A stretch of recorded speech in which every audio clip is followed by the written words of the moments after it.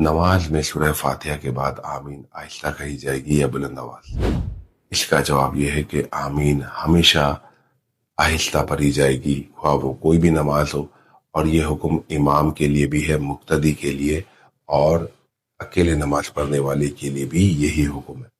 جیسا کہ بخاری اور مسلم شریف کی حدیث سے واضح ہوتا ہے کہ رسول اللہ صلی اللہ علیہ وآلہ وسلم نے ارشاد فرمایا، اذا قال الامام غیر المغضوب علیہم ولا الضالین فقولوا آمین۔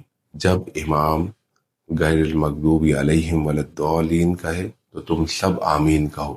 آگے مزید آپ ارشاد فرماتے ہیں، فَإِنَّهُ مَنْ وَافَقَ قَوْلُهُ قَوْلَ الْمَلَائِكَةِ غُفِرَ لَهُ مَا تَقَدَّمَ مِنْ ذَنْبِهِ، یعنی کیونکہ جس کا آمین کہنا فرشتوں کے آمین کہنے کے موافق ہو گیا، اس کے سابقہ گناہوں کو بخش دیا جائے گا۔